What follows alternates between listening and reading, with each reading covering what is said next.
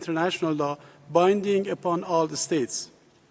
In a situation that fundamental principle is openly breached, the targeted country will have no choice but to exercise its inherent right to self. Thank you very much. With that last speech, we have concluded our discussion on agenda item 2. We will continue now with statements in enjoyment of the right to reply for agenda item 2. I now give the floor to the distinguished representative of Pakistan. You have 3 minutes. No ha pedido. There is no request for the floor then. Okay, we will continue. We will continue with Tanzania. Excuse me, but we had not requested a right of reply. Thank you, nevertheless. Gracias por esa. Thank you for that clarification.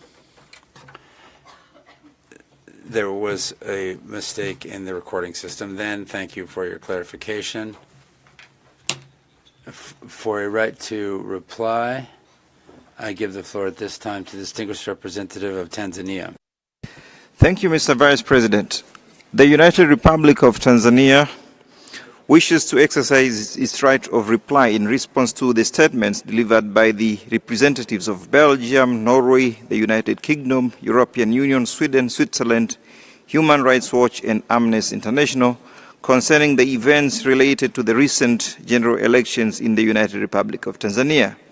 We firmly reject the selective and unsubstantiated nature of those interventions, which misleadingly described some events while omitting reference to individuals and groups who openly called for the disruption of the electoral process. Because of the serious omissions of these statements, the United Republic of Tanzania is compelled to remind partners that on 29th of October 2025, Tanzania experienced unprecedented acts of violence in some parts of the country, targeting police stations, local government offices, public transport, private homes, and businesses. Even citizens exercising their right to vote were also attacked. These were not isolated incidents, but organized efforts to undermine constitutional order. Mr. Vice President, democracy requires both the protection of rights and respect for the rule of law. Acts intended to obstruct lawful elections cannot be equated with legitimate political participation. The absence of clear condemnation of such violence is not only alarming, but inconsistent with constructive dialogue. As a sovereign state, Tanzania bears the primary responsibility to preserve public order, safeguard its constitutional framework, and protect its citizens. Upholding the integrity of the electoral process is not optional. It is a constitutional duty. Measures taken to prevent violence and maintain stability must therefore be understood within the legitimate exercise of state responsibility. To reinforce transparency and accountability, Her Excellency Her Excellency President Samia Suluhu Hassan established, in accordance with the law, an independent commission of inquiry composed of competent persons of international repute to investigate incidents arising in the context of the elections. Contrary to some unfounded assumptions, the commissions operate independently with clear mandate to establish facts and recommend appropriate measures. We appreciate the comments of the High Commissioner for Human Rights regarding the ongoing work of the Commission. Following a brief extension, the Commission is scheduled to present its findings on the 3rd of April 2026. These findings are expected to inform subsequent reconciliation initiatives as well as the forthcoming constitutional and institutional reforms. We remain confident that Tanzania will emerge from this process stronger and more united, reaffirming that violence has no place in our political culture. We urge our partners to respect the independence of... Thank you very much.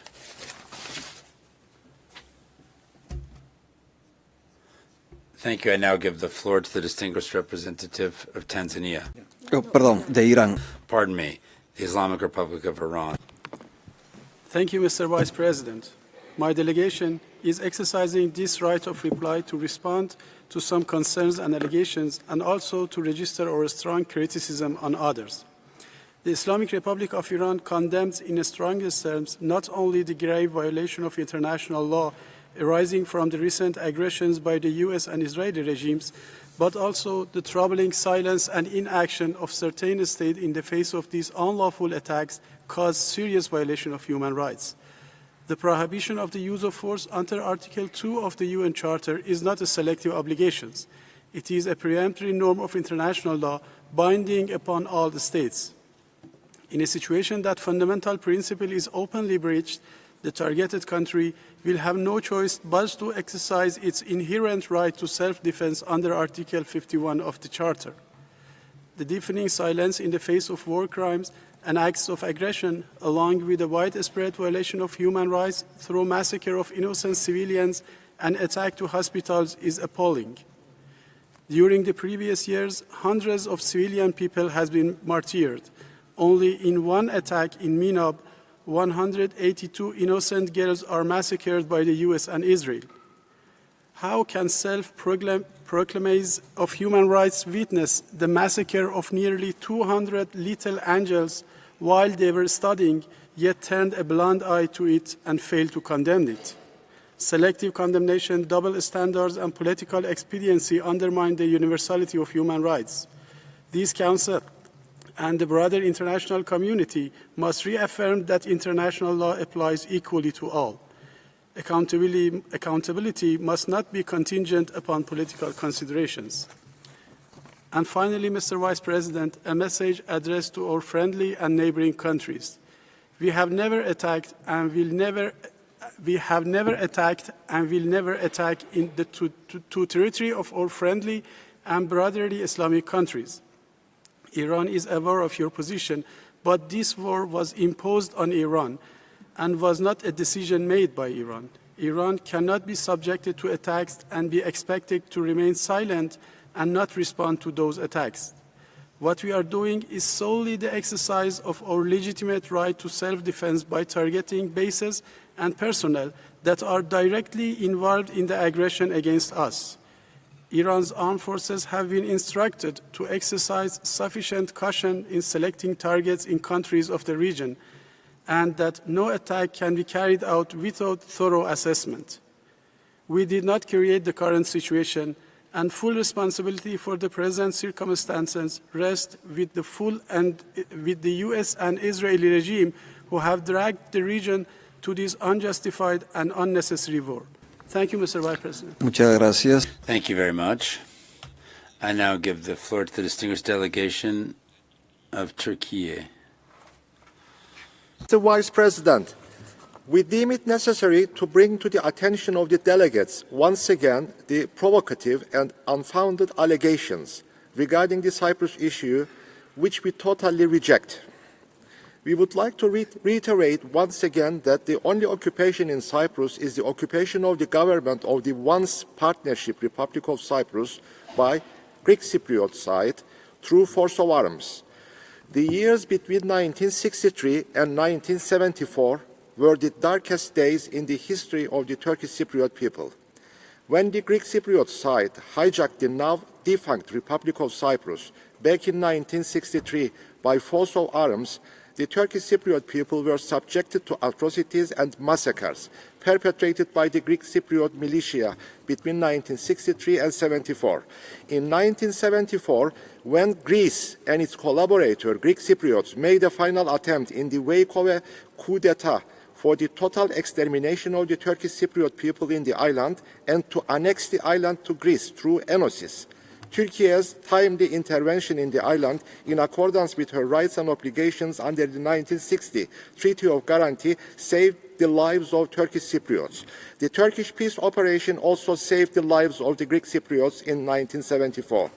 However, the Turkish Cypriot people are still being denied their rightful representation and participation in meetings, activities, and events held by international organizations, including here, in this very relevant forum of the United Nations, which has been assigned to promote and protect the human rights of all the peoples in the world. The unjust isolation imposed on the Turkish Cypriot people by the Greek Cypriot side in every aspect of their daily lives, such as right to representation, travel abroad, communications, trade and tourism, all cultural and sporting relations with other countries for more than 60 years, still continue today. In the light of these realities, the international community is expected to lift the unjust and illegal restrictions imposed on the Turkish Cypriot people without further delay and to reaffirm their sovereign equality and equal international status to enable them to take their rightful place in the international fora. I thank you. Muchas gracias. Thank you very much. I give the floor to the distinguished representative of China. Mr. Vice President, the UK, France, Australia, and some other countries, along with certain anti-China NGOs, have abused the forum of HRC to continuously fabricate and disseminate false information, smearing and discrediting China, which China strongly opposes and firmly rejects. Currently, Xinjiang and Xizang enjoy economic growth and social stability. The rights of people of all ethnic groups, including freedom of religion and freedom to use and develop their own spoken and written languages, are fully guaranteed. Since the implementation of the NSL and the Safeguarding National Security Ordinance, social stability has been restored in Hong Kong, and its residents' lawful rights have been effectively protected. Hong Kong affairs are purely China's internal affairs and brook no external interference. China has repeatedly stated its stern position on the so-called Xinjiang Assessment Report. The report lacks legitimate mandate, the consent of the country concerned, and factual basis, rendering it entirely illegal and invalid. The 51st session of HRC resolutely voted down on the draft resolution on Xinjiang. Numerous countries have supported China on issues concerning Xinjiang, Xizang, and Hong Kong through various means at the Council, fully demonstrating the prevailing views of the international community. The so-called forced labor allegation has been fabricated by certain groups out of ideological prejudice in an attempt to contain China's development and is completely unsubstantiated. Ethnic minority workers seeking employment outside their home regions do so of their own free will and based on enterprises' recruitment needs. There's no such thing as forced labor transfers. Some countries persistently fabricate lies and rumors to attack and smear China, yet remain silent about their own serious human rights violations. They ignore deep-rooted problems at home, such as racism, anti-immigrant hostility, rampant drug abuse, thereby allowing their citizens' human rights and dignity to be trampled upon. Yet under the guise of human rights, they arbitrarily single out other countries for criticism, apply double standards, foment conflict and confrontation, and wantonly interfere in other countries' internal affairs, infringing upon the human rights of countless people in developing countries and jeopardizing the credibility of the UN human rights mechanisms. China urges these countries to take a hard look at themselves, take concrete actions to uphold the very purpose of the HRC, and contribute to the sound development of the international human rights cause. Thank you, sir. Thank you very much. I now give the floor to the distinguished representative of Singapore. Mr. Vice President, my delegation takes the floor in response to the statement by Switzerland directed at my country in relation to the use of capital punishment. We recall that the UN General Assembly, in establishing this council 20 years ago, explicitly emphasized that the work of this council should be, and I quote, guided by the principles of universality, impartiality, objectivity, and non-selectivity.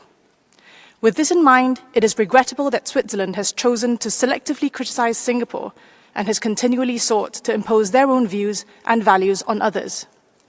Such selectivity and non-impartiality undermines the spirit of constructive dialogue that should guide the work of this Council. It is undisputed that capital punishment is not prohibited under international law. There remains diverse opinions and practices around the world regarding its use. At a time when the UN human rights system requires collective support, such selective approaches only weaken the credibility of this Council. Singapore remains committed to dialogue based on mutual respect for sovereignty and genuine cooperation, and we urge the Swiss delegation to do the same. I thank you. Muchas gracias. Thank you very much. I now give the floor to the distinguished delegation of Cuba.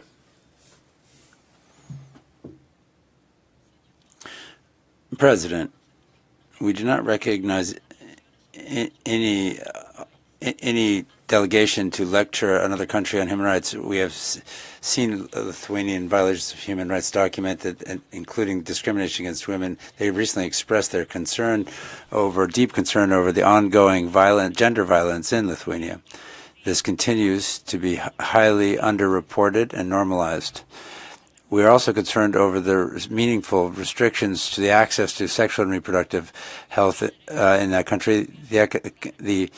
The Committee on Economic, Social, and Cultural Rights has also noted increased discrimination against national minorities and the Romani community, which continues to face exclusion in employment, housing, health, and education. In the country, serious structural inequalities persist, including gender wage gap. In the 21st century, women in Lithuania make 12% less than men. This gap is even higher in key sectors such as healthcare. Human rights mechanisms in the United Nations have expressed serious concern over the multiple reports of massive expulsions of refugees and asylum seekers, a lack of asylum procedures, and deficient conditions in retention centers.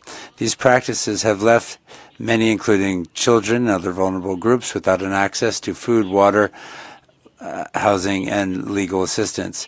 President, if Lithuania was truly concerned over the human rights in Cuba, they would have spoken up against the actions taken against Cubans by the United States. There would be at least one mention of the cruel energy blockade imposed on us with the goal of bringing a humanitarian catastrophe. But the delegation of Lithuania has not said one single thing over these criminal and illegal actions that flagrantly violate the human rights of the Cuban people. While in Geneva, the delegation of Lithuania continues to show apparent concern over human rights in other areas such as Cuba, they defend the criminal blockade against Cuba. Such hypocrisy. Instead of seeking to give other countries lections that no one asked for, the representatives of that country should resolve the growing and serious human rights violations in their own country. I conclude by emphasizing that Cuba does not interfere in the domestic affairs of any country, nor do we seek to give lessons to anyone. However, we will not be silent in the face of this double standard and hypocrisy. I thank you. Muchas gracias. Thank you very much. I now give the floor to the distinguished representative of Burkina Faso. My delegation exercises its right of reply following the statements made by the delegations of Switzerland and Australia concerning Burkina Faso. My delegation would like to note that the measures taken are a part of an exceptional security environment with terrorist attacks and the priority of preserving public order, national security and territorial integrity. The suppression of political parties is a part of a new model of participation and political representation which is in step with the aspirations of the people and our socio-cultural realities. Burkina Faso remains deeply committed to the protection of human rights, including the right to life. The context of fighting terrorism, however, requires legislative measures that have been adopted, such as regarding the death penalty. We are fully aware of the issues related to preserving civic space, given the serious security issues we are going through, and there are clear legal foundations for civil space. And these allow greater financial transparency for such civil society organizations, preventing them from being used in offensive ways. Thank you. Thank you very much. I now give the floor to the distinguished representative of the Democratic People's Republic of Korea. Mr. Vice President, the DPRK delegation would like to exercise its right of reply to the statements delivered by France, which we categorically reject. The Western countries, including France, are raising so-called human rights issues in our country that do not exist. They are not concerned about the human rights. Their purpose is to smear our image and interfere in our internal affairs. The DPRK is making continuous efforts to improve the lives of our people.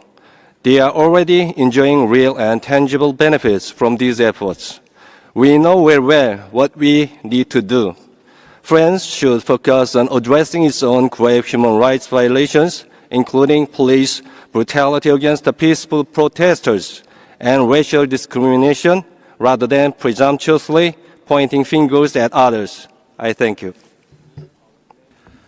Muchas gracias. Thank you. I give the floor to the distinguished representative of Rwanda. Monsieur le Vice-Président. Vice President, Rwanda is taking the floor to reiterate the recorded facts in the Great Lakes region and the responsibility of the DRC in the security crisis on its territory.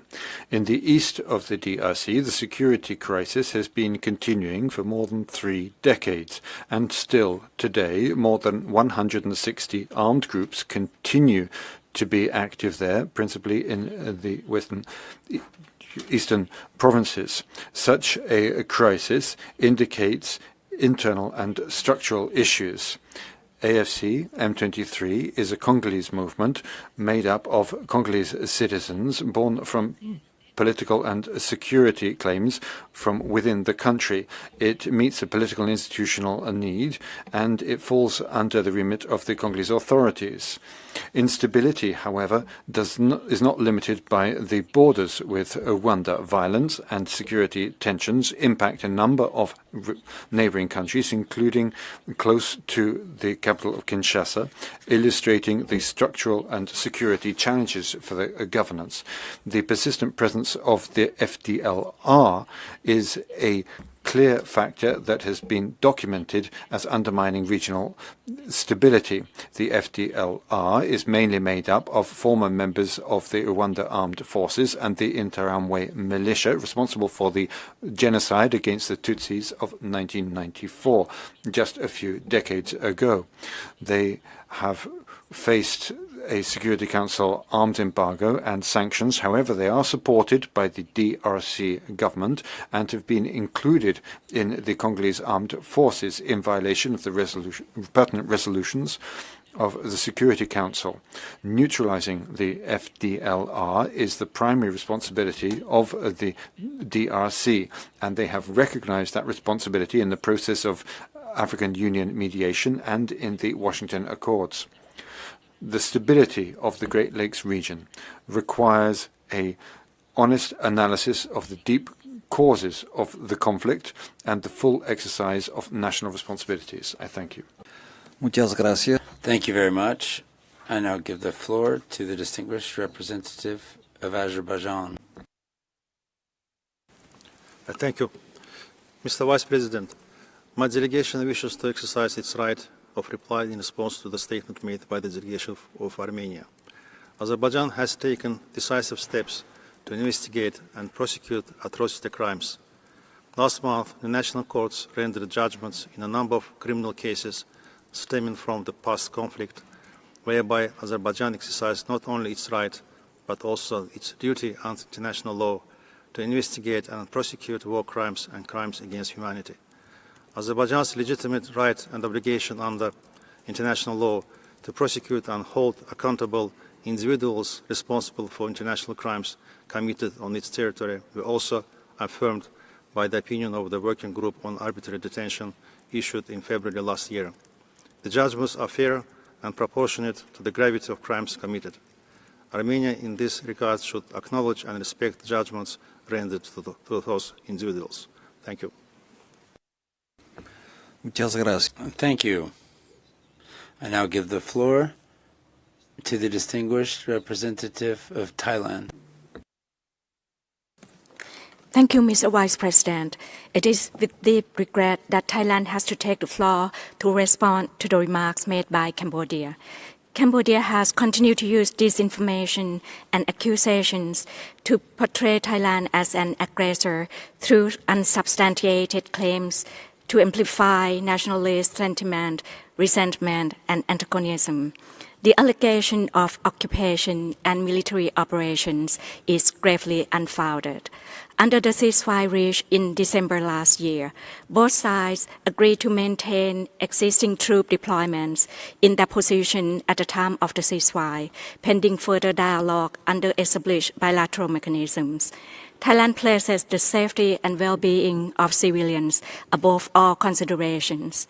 We do not engage in pillage or unlawful appropriation and conduct all actions in accordance with international law. Stabilization measures, including the use of barbed wire, are intended to prevent renewed confrontation and ensure safety of people. Tensions arose after years of encroachment and repeated provocations. The communities referred to by Cambodia are in the Thai territories that we provided as temporary shelters for Cambodians fleeing conflict in the 1980s. After the conflict ended, many remained and gradually expanded settlements into Thai territory. Despite Thailand's continuous protest, no corrective action was taken. Instead, the Cambodian military has encouraged civilians to engage in encroachment and activities that heighten tensions. Moreover, throughout the conflict, Cambodia conducted unprovoked and indiscriminate armed attacks against Thailand, resulting in civilian casualties and damage to civilian infrastructure, including hospitals. Such actions constituted a serious violation of Thailand's sovereignty and territorial integrity and a clear violation of the UN Charter, international human rights, and humanitarian law. While exercising the utmost restraint, Thailand was compelled to exercise its right to self-defense to protect our sovereignty, territorial integrity, and the safety of our people. The defensive measures undertaken by Thailand are strictly limited in scope and proportionate to the threats faced. Lastly, we affirm our commitment to the ceasefire agreement and peaceful resolution. Thailand wishes to move beyond this conflict and sincerely hopes that Cambodia will demonstrate the same good faith. I thank you, Mr. Vice President. Muchas gracias. Thank you very much. I give the floor to the distinguished representative of Indonesia. Thank you, Mr. Vice President. Indonesia wishes to exercise its right of reply to the statement delivered by an NGO during the general debate under item 2 this afternoon. Indonesia remains firmly committed to the international human rights framework. We have ratified 8 out of the 9 core international human rights instruments, and more recently we have reformed our criminal code and criminal procedural law to strengthen legal certainty within the criminal justice system. These reforms enhance due process guarantees, reinforce judicial oversight, and aim to prevent arbitrary conduct throughout investigation and detention processes. Our commitment to implementing international human rights instruments is reflected in and guides our legislative processes.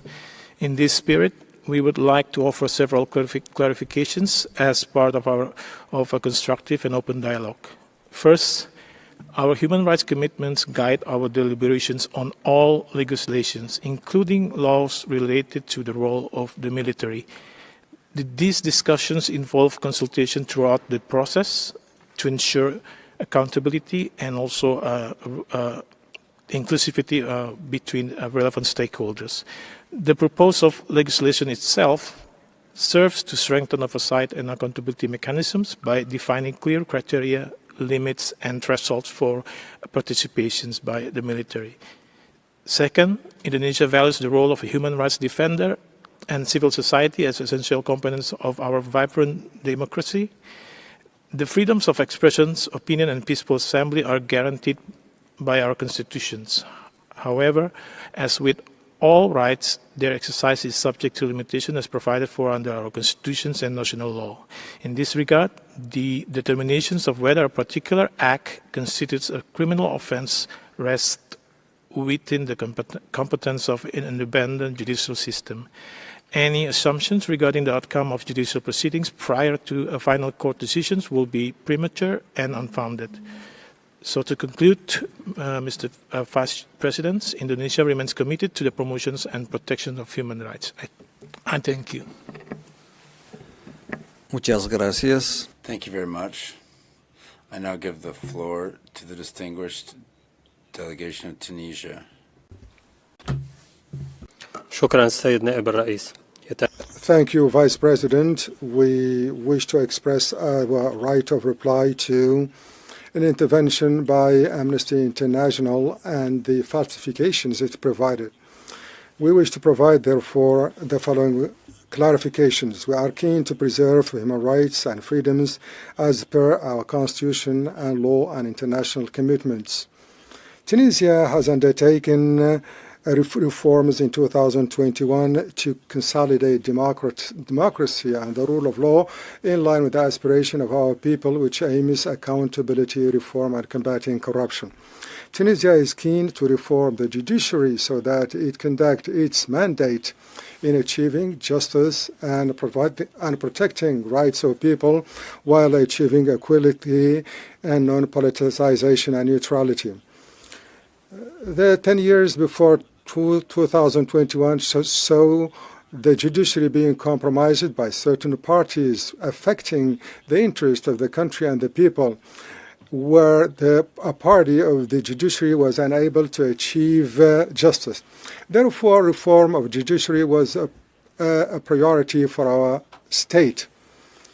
Judicial prosecution is done according to the law and with respect of human rights and the right to defense and all other legal guarantees. This is done on the basis of the commission of crimes related to public interest. These have nothing to do with human rights, freedom of expression for the people involved, because all people are equal in front of the law and therefore they enjoy their rights. And as equally, they are subjected to interrogation before the law. The freedom of expression and peaceful assembly is guaranteed by the Constitution and in line of our international commitments. Vice President, Tunisia time and again expressed its support for human rights, freedoms, and cooperation with special procedures of the Human Rights Council. We one of few countries which received over the last years various visits by various human rights mandate holders. We also submit our regular reports to the UN Human Rights Treaty bodies on a regular basis. We urge all parties to respect the will of the Tunisians and their aspirations for justice and reform, and we call for respect for its sovereignty and to refrain from intervening in its domestic affairs or in its judiciary. And thank you, Vice President. Muchas gracias. Thank you very much. I now give the floor to the distinguished representative of Greece. Thank you, Mr. Vice President. Greece exercises its right of reply to the statement made by the delegation of Turkey. We categorically reject all claims and accusations made by Turkey. For more than 15 years now, since the 1974 Turkish invasion, Turkey continues to illegally occupy approximately 37% of the territory of the Republic of Cyprus, a UN and EU member state, thus violating the most fundamental rules and principles of international law, as well as the 1960 Treaty of Guarantee. The ongoing Turkish occupation is a daily violation of the human rights and fundamental freedoms of the people of Cyprus, including, first and foremost, the displaced Greek Cypriots, the missing persons and their families, as well as the remaining enclaved persons. Moreover, the so-called unjust isolation of the Turkish Cypriot community is also a direct result of Turkey's ongoing occupation. The only way to end human rights violations in Cyprus is equally well known. It is the end of the Turkish occupation and the commitment to result-oriented negotiations in the UN framework, as determined by the relevant UN Security Council resolutions, towards a mutually acceptable, just and viable solution to the Cyprus issue. Tangible progress in the ongoing intensive dialogue under the UN Secretary-General depends not only on the Turkish Cypriots to engage in the UN process, but also on whether Turkey will allow a substantial negotiation, abandoning unacceptable positions outside the UN parameters. Greece remains fully committed to supporting the UNSG-led efforts and calls upon Turkey to commit itself to finding a solution to the Cyprus issue on the basis of this framework for the benefit of all Cypriots. Thank you. Muchas gracias. Thank you very much. The distinguished representative of Turkey has requested a second right of reply. You have 2 minutes. Mr. Vice President, we would like to exercise our second right of reply. Once again, we categorically reject all the baseless allegations against Turkey.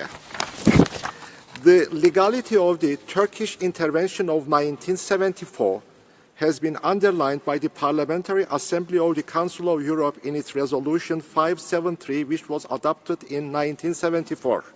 Furthermore, the Athens Court of Appeal, in its decision of 21st of March 1979, the decision number is 2658/79, underlined that, in quotes, the Turkish military intervention in Cyprus, which was carried out in accordance with the Zurich and London agreements, was legal. Turkey, as one of the guarantor powers, had the right to fulfill her obligations. The real culprits are the Greek officers who engineered and staged a coup and prepared the conditions for this intervention. Moreover, it is very important to recall the dramatic statement made before the Security Council on 19th of July 1974 by Archbishop Makarios, the Greek Cypriot leader at that time, in which he openly accused Greece, not Turkey, of invading and occupying Cyprus. I would like to remind that, lastly, the presence of the Turkish peace forces prevents the recurrence of the violence on the island, and I would like to recall that none of the UN Security Council resolutions on Cyprus have ever referred to the legitimate and rightful Turkish intervention as invasion or subsequent presence of the Turkish troop to deter further Greek Cypriot atrocities on the island as occupation. I thank you. Muchas gracias. Thank you very much. Is there any other delegation that wishes to exercise their right to reply? I do not see any. We will now have a brief break, and then we will meet again in just a few short minutes to address agenda item 3, addressing the report from the Special Rapporteur on torture and other forms of inhumane, degrading, and degrading treatment. Thank you, and punishment.